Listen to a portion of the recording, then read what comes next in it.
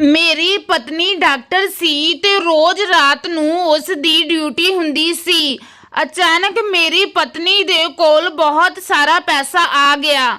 ਪਤਨੀ ਦਾ ਰਾਜ਼ ਜਾਣਨ ਲਈ ਮੈਂ ਇੱਕ ਦਿਨ ਉਸ ਦੇ ਹਸਪਤਾਲ ਗਿਆ ਤਾਂ ਹਸਪਤਾਲ ਵਿੱਚ ਬਹੁਤ ਛੋਟੇ-ਛੋਟੇ ਬੱਚੇ ਸਨ ਤੇ ਜਦੋਂ ਮੈਂ ਪਤਨੀ ਦੇ ਕਮਰੇ ਵਿੱਚ ਗਿਆ ਤਾਂ ਮੇਰੇ ਹੋਸ਼ ਹੀ ਉੱਡ ਗਏ ਕਿਉਂਕਿ ਮੇਰੀ ਪਤਨੀ 4 ਡਾਕਟਰਾਂ ਨਾਲ ਰਾਤ ਦੇ ਇਸ ਪਹਿਰ ਮੈਂ ਜੋ ਕੁਝ ਆਪਣੀਆਂ ਅੱਖਾਂ ਨਾਲ ਦੇਖਿਆ ਉਸ ਤੇ ਮੈਨੂੰ ਯਕੀਨ ਨਹੀਂ ਹੋ ਰਿਹਾ ਸੀ।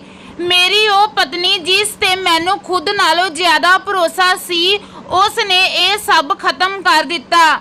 ਮੇਰੀ ਪਤਨੀ ਮਰੀਜ਼ਾਂ ਦੇ ਇਲਾਜ ਦੇ ਨਾਮ ਤੇ ਰਾਤਾਂ ਹਸਪਤਾਲ ਵਿੱਚ ਗੁਜ਼ਾਰਿਆ ਕਰਦੀ ਸੀ ਪਰ ਮੈਨੂੰ ਕਦੇ ਇਹ ਖਬਰ ਹੀ ਨਾ ਹੋਈ ਕਿ ਉਹ ਰਾਤਾਂ ਨੂੰ ਕੀ ਕਰਦੀ ਹੈ। ਮੈਂ ਤਾਂ ਸਮਝਦਾ ਸੀ ਕਿ ਉਹ ਆਪਣੇ ਕੰਮ ਪ੍ਰਤੀ ਜਾਗਰੂਕ ਹੈ ਪਰ ਹੱਦ ਤੋਂ ਜ਼ਿਆਦਾ ਪਿਆਰ ਤੇ ਭਰੋਸਾ ਇਨਸਾਨ ਨੂੰ ਬਰਬਾਦ ਕਰਕੇ ਰੱਖ ਦਿੰਦਾ ਹੈ, ਜਿਵੇਂ ਕਿ ਮੇਰੇ ਨਾਲ ਹੋਇਆ। ਮੈਂ ਅੱਖਾਂ ਬੰਦ ਕਰਕੇ ਉਸ ਤੇ ਵਿਸ਼ਵਾਸ ਕੀਤਾ ਸੀ ਕਿ ਉਹ ਮੈਨੂੰ ਕਦੇ ਧੋਖਾ ਨਹੀਂ ਦੇਵੇਗੀ ਪਰ ਮੇਰੀ ਉਸੇ ਪਤਨੀ ਨੇ ਮੈਨੂੰ ਕਿਸੇ ਨੂੰ ਮੂੰਹ ਦਿਖਾਉਣ ਜੋਗਾ ਨਹੀਂ ਛੱਡਿਆ। ਯਕੀਨਨ ਉਹ ਬੜੀ ਬੇਸ਼ਰਮ ਸੀ। ਮੈਂ ਉਸ ਬਾਰੇ ਅਜਿਹਾ ਸੋਚ ਵੀ ਨਹੀਂ ਸਕਦਾ ਸੀ ਕਿ ਕਦੇ ਉਹ ਇਸ ਤਰ੍ਹਾਂ ਵੀ ਕਰ ਸਕਦੀ ਹੈ। ਰਾਤਾਂ ਨੂੰ ਹਸਪਤਾਲ ਦੇ ਇੱਕ ਫੋਨ ਤੇ ਭੱਜਣਾ, ਮਰੀਜ਼ਾਂ ਦੇ ਨਾਮ ਤੇ ਬੇਚੈਨ ਹੋਣਾ, ਮੇਰੇ ਲੱਖ ਮਨਾ ਕਰਨ ਤੇ ਵੀ ਇੱਕ ਛੁੱਟੀ ਨਾ ਕਰਨਾ ਤੇ ਕੁਝ ਮਹੀਨਿਆਂ ਵਿੱਚ ਹੀ ਇੰਨੇ ਪੈਸੇ ਕਮਾ ਲੈਣਾ, ਇੱਕ ਕਰਕੇ ਮੈਨੂੰ ਹਰ ਗੱਲ ਸਮਝ ਆ ਗਈ ਸੀ। ਮੈਂ ਹਸਪਤਾਲ ਦੇ ਬਾਹਰ ਬੈਠਾ ਆਪਣੇ ਪਿਛਲੇ ਸਮੇਂ ਵਿੱਚ ਖੋ ਗਿਆ। ਮੇਰੇ ਤੇ ਹਰਮਨ ਦੇ ਵਿਆਹ ਨੂੰ 3 ਸਾਲ ਹੋਣ ਵਾਲੇ ਸਨ। ਇਨ੍ਹਾਂ 3 ਸਾਲਾਂ ਵਿੱਚ ਸਾਡੇ ਕੋਈ ਔਲਾਦ ਨਹੀਂ ਹੋਈ ਪਰ ਇਸ ਗੱਲ ਦਾ ਮੈਨੂੰ ਕੋਈ ਦੁੱਖ ਨਹੀਂ ਸੀ। ਮੇਰਾ ਮੰਨਣਾ ਸੀ ਕਿ ਇਹ ਉੱਪਰ ਵਾਲੇ ਦੀ ਹੀ ਦੇਣ ਹੈ। ਜਦੋਂ ਰੱਬ ਨੇ ਚਾਹਿਆ ਔਲਾਦ ਵੀ ਹੋ ਜਾਵੇਗੀ। ਮੈਂ ਆਪਣੀ ਪਤਨੀ ਨੂੰ ਬਹੁਤ ਪਿਆਰ ਕਰਦਾ ਸੀ। ਮੈਨੂੰ ਉਸ ਤੇ ਮਾਣ ਸੀ। ਦਿਨ ਹੋਵੇ ਜਾਂ ਰਾਤ ਹਰਮਨ ਆਪਣੀ ਡਿਊਟੀ ਤੋਂ ਕਦੇ ਪਿੱਛੇ ਨਹੀਂ ਹਟਦੀ ਸੀ। ਉਹ ਇੱਕ ਛੋਟੇ ਹਸਪਤਾਲ ਵਿੱਚ ਕੰਮ ਕਰਦੀ ਸੀ। ਜਦੋਂ ਵੀ ਉਸ ਨੂੰ ਹਸਪਤਾਲ ਤੋਂ ਫੋਨ ਆਉਂਦਾ ਹੈ ਤਾਂ ਉਹ ਸਭ ਕੁਝ ਛੱਡ ਕੇ ਹਸਪਤਾਲ ਚਲੇ ਜਾਂਦੀ। ਮੈਂ ਤੇ ਹਰਮਨ ਅਲੱਗ ਘਰ ਵਿੱਚ ਹੀ ਰਹਿੰਦੇ ਸਨ। ਪਰਿਵਾਰ ਤੋਂ ਅਲੱਗ ਰਹਿਣ ਦਾ ਫੈਸਲਾ ਮੈਨੂੰ ਹਰਮਨ ਕਰਕੇ ਹੀ ਲੈਣਾ ਪਿਆ ਸੀ। ਹਰਮਨ ਦੇ ਕੰਮ ਕਰਕੇ ਮੈਂ ਇੱਕ ਅਲੱਗ ਘਰ ਵਿੱਚ ਰਹਿਣ ਦਾ ਫੈਸਲਾ ਲਿਆ ਸੀ। ਮੈਂ ਖੁਦ ਇੱਕ ਟਿਊਸ਼ਨ ਟੀਚਰ ਸੀ ਤੇ ਆਪਣਾ ਕੋਚਿੰਗ ਸੈਂਟਰ ਚਲਾਉਂਦਾ ਸੀ। ਮੇਰਾ ਕੰਮ ਚੰਗਾ ਚੱਲਦਾ ਸੀ ਤੇ ਸਾਡੇ ਘਰ ਦੀ ਹਾਲਤ ਵੀ ਵਧੀਆ ਸੀ ਤੇ ਹਰਮਨ ਦੀ ਤਨਖਾਹ ਵੀ ਵਧੀਆ ਸੀ।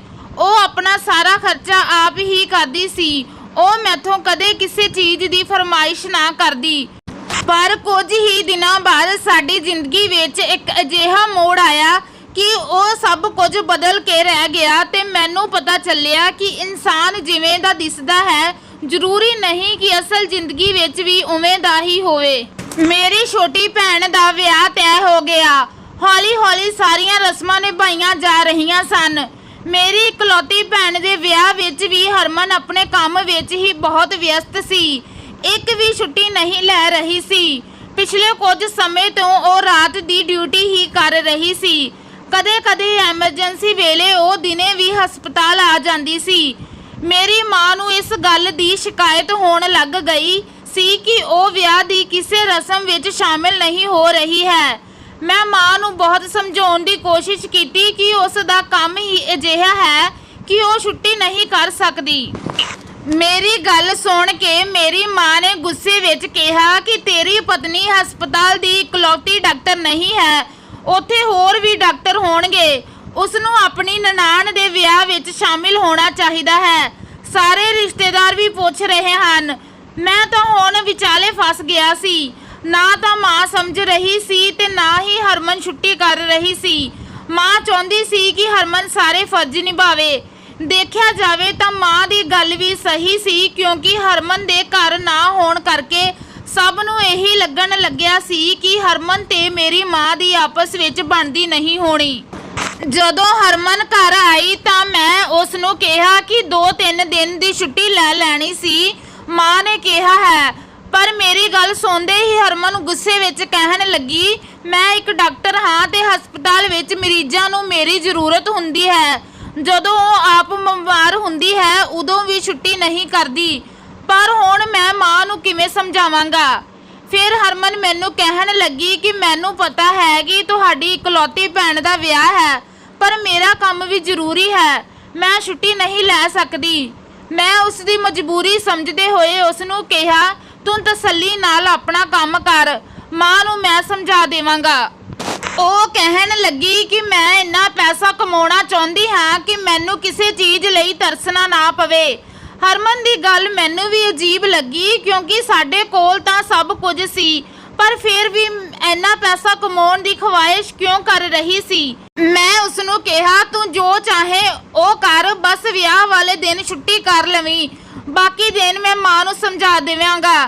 ਹਰਮਨ ਨੇ ਕਿਹਾ, ਠੀਕ ਹੈ, ਪਰ ਵਿਆਹ ਵਾਲੇ ਦਿਨ ਸਭ ਕੁਝ ਬਦਲ ਗਿਆ। ਮੇਰੀ ਮਾਂ ਦਾ ਮੂਡ ਬਹੁਤ ਖਰਾਬ ਸੀ। ਆਪਣੀ ਪਸੰਦ ਦੀ ਕੁੜੀ ਨਾਲ ਵਿਆਹ ਕਰਨ ਕਰਕੇ ਮਾਂ ਤਾਂ ਪਹਿਲਾਂ ਹੀ ਮੈਥੋਂ ਨਾਰਾਜ਼ ਸੀ, ਉਤੋਂ ਹਰਮਨ ਦਾ ਰਵੱਈਆ ਬਲਦੀ ਤੇ ਤੇਲ ਪਾਉਣ ਦਾ ਕੰਮ ਕਰ ਰਿਹਾ ਸੀ। ਮਾਂ ਮੈਨੂੰ ਹਰ ਗੱਲ ਤੇ ਸੁਣਾਉਂਦੀ ਕਿ ਚੰਗਾ ਹੁੰਦਾ ਜੇ ਤੂੰ ਘਰੇਲੂ ਕੁੜੀ ਨਾਲ ਵਿਆਹ ਕਰਵਾ ਲੈਂਦਾ, ਘੱਟੋ ਘੱਟ ਤੈਨੂੰ ਤਾਂ ਸਮਾਂ ਦਿੰਦੀ, ਸਾਰੀ ਰਾਤ ਹਸਪਤਾਲ ਵਿੱਚ ਗੁਜ਼ਾਰ ਦਿੰਦੀ ਹੈ। ਹੁਣ ਤੱਕ ਕੋਈ ਬੱਚਾ ਵੀ ਨਹੀਂ ਹੋਇਆ। ਮੈਂ ਖਾਮੋਸ਼ੀ ਨਾਲ ਮਾਂ ਦੀਆਂ ਗੱਲਾਂ ਸੁਣ ਰਿਹਾ ਸੀ। ਹਰਮਨ ਅੱਜ ਘਰ ਹੀ ਸੀ, ਵਿਆਹ ਦੀ ਤਿਆਰੀ ਕਰ ਰਹੀ ਸੀ। ਅਸੀਂ ਪੈਲੇਸ ਨੂੰ ਜਾਣ ਹੀ ਲੱਗੇ ਸੀ ਕਿ ਹਰਮਨ ਨੂੰ ਫੋਨ ਆਇਆ ਕਿ ਹਸਪਤਾਲ ਵਿੱਚ ਐਮਰਜੈਂਸੀ ਹੈ। ਹਰਮਨ ਉਹਨਾਂ ਨੂੰ ਨਾ ਆਉਣ ਬਾਰੇ ਕਹਿ ਰਹੀ ਸੀ, ਪਰ ਨਾ ਜਾਣੇ ਅੱਗਿਓਂ ਉਸ ਨੂੰ ਕੀ ਅਜਿਹਾ ਕਿਹਾ ਗਿਆ ਕਿ ਉਸਨੇ ਠੀਕ ਹੈ ਕਹਿ ਕੇ ਫੋਨ ਕੱਟ ਦਿੱਤਾ। ਉਹ ਕਹਿਣ ਲੱਗੀ, ਮਜਬੂਰੀ ਹੈ, ਕੁਝ ਦੇਰ ਲਈ ਹਸਪਤਾਲ ਜਾਣਾ ਪਵੇਗਾ। ਉਸ ਦੀ ਗੱਲ ਸੁਣ ਕੇ ਮੈਨੂੰ ਗੁੱਸਾ ਆ ਗਿਆ। ਮੈਂ ਕਿਹਾ, ਹਸਪਤਾਲ ਦੇ ਹੋਰ ਸਾਰੇ ਡਾਕਟਰ ਮਰ ਗਏ ਹਨ, ਜੋ ਤੈਨੂੰ ਹੀ ਜਾਣਾ ਪੈਣਾ। ਤੂੰ ਸਾਫ਼ ਮਨਾ ਕਰ ਦਿੰਦੀ ਤਾਂ ਉਹ ਰੋਣ ਲੱਗੀ ਕਿ ਮੇਰਾ ਮਰੀਜ਼ ਹੈ, ਉਸ ਦੀ ਹਿਸਟਰੀ ਮੈਨੂੰ ਹੀ ਪਤਾ ਹੈ, ਇਸ ਲਈ ਮੇਰਾ ਜਾਣਾ ਜ਼ਰੂਰੀ ਹੈ। ਤੁਸੀਂ ਘਰ ਵਾਲਿਆਂ ਨੂੰ ਥੋੜਾ ਸਮਾਂ ਕੋਈ ਬਹਾਨਾ ਬਣਾ ਦਿਓ।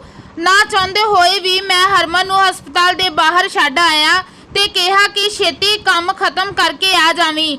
ਮੈਂ ਪੈਲੇਸ ਪਹੁੰਚਿਆ ਤਾਂ ਸਾਰੇ ਮਹਿਮਾਨ ਆ ਚੁੱਕੇ ਸਨ। ਮਾਂ ਮੈਨੂੰ ਹਰਮਨ ਬਾਰੇ ਪੁੱਛਣ ਲੱਗੀ ਤਾਂ ਮੈਂ ਕਿਹਾ, ਉਹ ਪਾਰਲਰ ਗਈ ਹੈ, ਥੋੜਾ ਟਾਈਮ ਲੱਗੇਗਾ।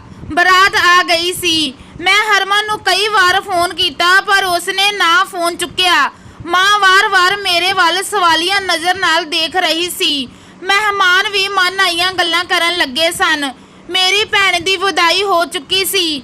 ਮਾਂ ਨੇ ਮੈਨੂੰ ਕਿਹਾ ਕਿ ਅੱਜ ਤੇਰੀ ਪਤਨੀ ਕਰਕੇ ਮੈਨੂੰ ਲੋਕਾਂ ਦੀਆਂ ਗੱਲਾਂ ਸੁਣਨੀਆਂ ਪਈਆਂ। ਇਸ ਹਿਸਾਬ ਨਾਲ ਤਾਂ ਉਹ ਸਾਡੇ ਮਰਨੇ ਤੇ ਵੀ ਨਹੀਂ ਆਵੇਗੀ। ਮਾਂ ਦਾ ਗੁੱਸਾ ਬਿਲਕੁਲ ਜਾਇਜ਼ ਸੀ।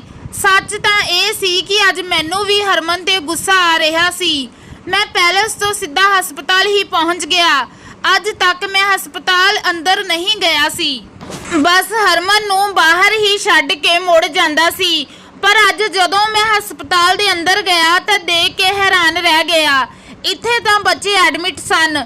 ਮੈਂ ਹਰਮਨ ਨੂੰ ਇੱਕ ਕਮਰੇ ਵਿੱਚ ਜਾਂਦੇ ਦੇਖਿਆ, ਇਸ ਲਈ ਉਸ ਨੂੰ ਲੱਭਣ ਵਿੱਚ ਜ਼ਿਆਦਾ ਸਮਾਂ ਨਾ ਲੱਗਾ। ਮੈਂ ਵੀ ਉਸ ਦੇ ਪਿੱਛੇ ਸੀ, ਉਸ ਕਮਰੇ ਵੱਲ ਚਲਾ ਗਿਆ। ਪਰ ਕਮਰੇ ਅੰਦਰ ਜੋ ਮੰਜ਼ਰ ਦੇਖਿਆ, ਮੇਰਾ ਤਾਂ ਦਿਲ ਦਹਿਲ ਗਿਆ। ਕਮਰੇ ਵਿੱਚ ਹਰਮਨ ਇਕੱਲੀ ਨਹੀਂ, ਉਸ ਨਾਲ 4 ਮਰਦ ਵੀ ਸਨ। ਉੱਥੇ ਜੋ ਵੀ ਚੱਲ ਰਿਹਾ ਸੀ ਉਹ ਦੇਖ ਕੇ ਮੇਰੀ ਧੜਕਣ ਹੀ ਰੁਕ ਗਈ ਸੀ। ਮੇਰੀ ਪਤਨੀ, ਜਿਸ ਨੂੰ ਮੈਂ ਮਸੀਹਾ ਸਮਝਦਾ ਸੀ, ਅਸਲ ਵਿੱਚ ਉਹ ਅੰਦਰ ਤੋਂ ਹੈਵਾਨ ਸੀ। ਮੈਂ ਹਸਪਤਾਲ ਤੋਂ ਬਾਹਰ ਆ ਕੇ ਫੁੱਟਪਾਥ ਤੇ ਬੈਠ ਗਿਆ। ਮੈਂ ਇੰਨੇ ਸਾਲਾਂ ਵਿੱਚ ਹਰਮਨ ਦਾ ਅਸਲੀ ਰੂਪ ਨਾ ਦੇਖ ਸਕਿਆ। ਮੈਨੂੰ ਉਸ ਨਾਲ ਨਫ਼ਰਤ ਹੋਣ ਲੱਗੀ, ਪਰ ਨਾਲ-ਨਾਲ ਅਫਸੋਸ ਵੀ ਹੋ ਰਿਹਾ ਸੀ ਕਿ ਮੈਂ ਹਰਮਨ ਦਾ ਅਸਲੀ ਚਿਹਰਾ ਪਹਿਚਾਣ ਨਹੀਂ ਸਕਿਆ ਸੀ। ਉਸ ਦੀ ਖਾਤਰ ਮੈਂ ਆਪਣੀ ਮਾਂ ਨੂੰ ਵੀ ਨਾਰਾਜ਼ ਕਰ ਲਿਆ ਸੀ। ਮੈਂ ਤਾਂ ਉਸ ਨੂੰ ਬਹੁਤ ਪਿਆਰ ਕਰਦਾ ਸੀ, ਪਰ ਉਸ ਦੀ ਸੱਚਾਈ ਜਾਣਨ ਤੋਂ ਬਾਅਦ ਮੈਨੂੰ ਉਸ ਨਾਲ ਨਫ਼ਰਤ ਹੋ ਚੁੱਕੀ ਸੀ। ਮੈਂ ਇੱਕ ਅਜਿਹੀ ਔਰਤ ਨਾਲ ਜ਼ਿੰਦਗੀ ਗੁਜ਼ਾਰ ਰਿਹਾ ਸੀ ਜੋ ਔਰਤ ਕਹਾਉਣ ਦੇ ਵੀ ਲਾਇਕ ਨਹੀਂ ਸੀ। ਮੈਂ ਜਾਣ ਗਿਆ ਸੀ ਕਿ ਰੱਬ ਨੇ ਸਾਨੂੰ ਔਲਾਦ ਕਿਉਂ ਨਹੀਂ ਦਿੱਤੀ ਸੀ। ਮਾਂ ਬਣਨਾ ਹਰਮਨ ਵਰਗੀਆਂ ਔਰਤਾਂ ਦੀ ਕਿਸਮਤ ਵਿੱਚ ਨਹੀਂ ਹੁੰਦਾ ਜੋ ਦੂਜਿਆਂ ਦੀ ਔਲਾਦ ਨਾਲ ਖਿਲਵਾੜ ਕਰਦੀ ਹੋਵੇ। ਬਹੁਤ ਸੋਚਣ ਤੇ ਸਮਝਣ ਤੋਂ ਬਾਅਦ ਮੈਂ ਸਿੱਧਾ ਪੁਲਿਸ ਨੂੰ ਫੋਨ ਲਾਇਆ। ਉਹਨਾਂ 4 ਆਦਮੀਆਂ ਨੂੰ ਗ੍ਰਿਫਤਾਰ ਕਰ ਲਿਆ। ਮੈਂ ਉਹਨਾਂ ਸਭ ਦੇ ਖਿਲਾਫ ਗਵਾਹੀ ਦੇਣ ਲਈ ਤਿਆਰ ਸੀ। ਹਰਮਨ ਉਹਨਾਂ ਦੇ ਨਾਲ ਮਿਲ ਕੇ ਇੱਕ ਬੱਚੇ ਦੇ ਗੁਰਦੇ ਕੱਢਣ ਦੀ ਤਿਆਰੀ ਕਰ ਰਹੀ ਸੀ। ਉਹਨਾਂ ਵਿੱਚ ਹੋਣ ਵਾਲੀ ਗੱਲਬਾਤ ਤੋਂ ਮੈਨੂੰ ਸਾਰਾ ਕੁਝ ਪਤਾ ਚੱਲ ਗਿਆ ਸੀ। ਇਹ ਸਾਰੇ ਮਿਲ ਕੇ ਗੈਰ ਕਾਨੂੰਨੀ ਢੰਗ ਨਾਲ ਇਹ ਕੰਮ ਕਰਦੇ ਸਨ। ਇਹ ਗਰੀਬਾਂ ਦੇ ਬੱਚੇ ਹੁੰਦੇ ਸਨ। ਹਸਪਤਾਲ ਵਾਲੇ ਹਰਮਨ ਨਾਲ ਮਿਲ ਕੇ ਮਾਸੂਮ ਬੱਚਿਆਂ ਦੇ ਅੰਗਾਂ ਦੀ ਤਸਕਰੀ ਕਰਦੇ ਸਨ। ਹਰਮਨ ਨੇ ਪੈਸਾ ਕਮਾਉਣ ਲਈ ਕਿੰਨਾ ਗਲਤ ਰਸਤਾ ਅਪਣਾਇਆ ਸੀ। ਮੈਂ ਹਰਮਨ ਨੂੰ ਪੁੱਛਿਆ ਕਿ ਕੀ ਕਮੀ ਸੀ ਸਾਡੇ ਕੋਲ ਜੋ ਤੂੰ ਇਹ ਸਭ ਕੀਤਾ, ਪਰ ਉਸ ਕੋਲ ਕੋਈ ਜਵਾਬ ਨਹੀਂ ਸੀ। ਪੈਸਿਆਂ ਦੇ ਲਾਲਚ ਵਿੱਚ ਕਦੇ-ਕਦੇ ਇਨਸਾਨ ਖੁਦ ਆਪਣੀ ਬਰਬਾਦੀ ਦਾ ਕਾਰਨ ਬਣ ਜਾਂਦਾ ਹੈ। ਸੋ ਦੋਸਤੋ, ਕਹਾਣੀ ਕਿਵੇਂ ਦੀ ਲੱਗੀ ਦੱਸਣਾ ਜ਼ਰੂਰ ਤੇ ਇਸੇ ਤਰ੍ਹਾਂ ਦੀਆਂ ਹੋਰ ਵੀਡੀਓਜ਼ ਦੇਖਣ ਲਈ ਸਾਡੇ ਚੈਨਲ ਨੂੰ ਜ਼ਰੂਰ ਸਬਸਕ੍ਰਾਈਬ ਕਰਨਾ। ਹੁਣ ਮਿਲਦੀ ਹਾਂ ਇੱਕ ਨਵੀਂ ਵੀਡੀਓ ਦੇ ਨਾਲ, ਤਦ ਤੱਕ ਲਈ ਧੰਨਵਾਦ।